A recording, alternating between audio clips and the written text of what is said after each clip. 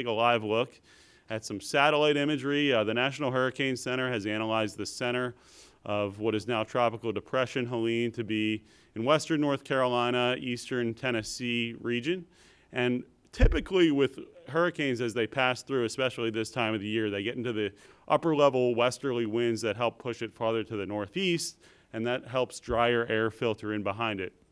This is a bit of an abnormal situation where it's interacting with an upper level low just to the west, and that's helping pull the center of the storm a little bit further west. So how that impacts us is as you see, there's this tail that goes out off the Carolina coast and wraps back down towards Florida. One of my colleagues, Arlena, calls it a tropical trailing trough.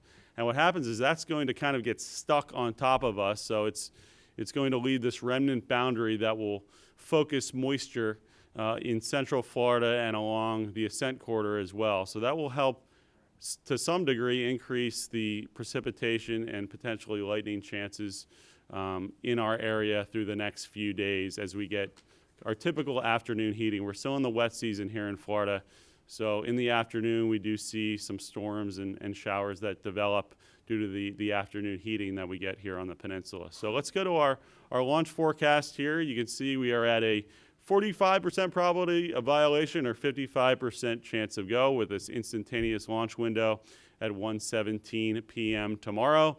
I'd be a little more pessimistic if it was later in the afternoon. That's when the bulk of the shower and storm activity typically in this type of pattern with south-southwesterly flow.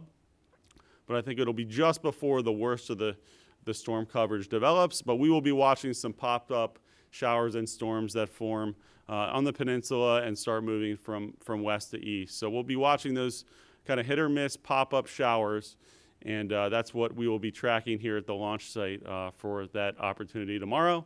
And then as we go to the next day, a pretty similar pattern, but the launch window does move 20-25 minutes earlier. So that actually does help a little bit in terms of the afternoon heating that we see. So we bump up the probability of go a little bit up to 60%.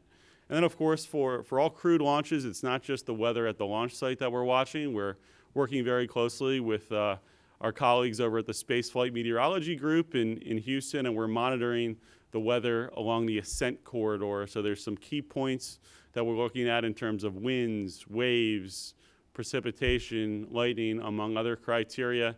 And in this case, the winds and waves generally look pretty good along the ascent corridor. The watch item will be precipitation and lightning. So we'll be monitoring that in real time tomorrow, both at the launch site and along some points along the ascent corridor.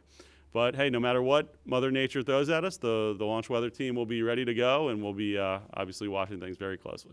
Megan, back to you. Perfect. Thank you so much, guys, for those opening remarks. We're now going to open it up to questions. For those in the room, you know the drill. Raise your hand. Wait for a mic to get to you. For those on the phone, press *1 to get into the question queue, and then to remove yourself from the queue, that would be *2. Okay, let's start with Marcia here. And Associated Press, probably for Steve, but I'm not sure.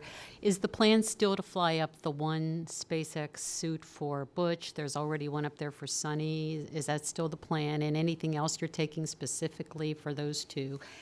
And I know you guys like to rotate crews every 6 months, but what would have prevented you from cutting this mission a little short after a couple months to bring those two home sooner? And just, is it easy to rotate your missions and be more flexible in how you schedule them, or is it too much in stone to always want to do a spring and a fall? If you could just explain it, because when I tell my neighbors and people that you're going up to get them, they think they're coming back right away, and they're perplexed, as am I. Okay, yeah, I'll adjust your questions partially. Yeah, in terms of the suits, there's Sunny has a suit on orbit. She's tried that suit on. That suit does fit. We are carrying up a suit for Butch on Crew 9. We're also carrying up a few other things. There's some earpiece components to go with the suit, some umbilicals that will need to fly up. Those are all going up associated with the suits.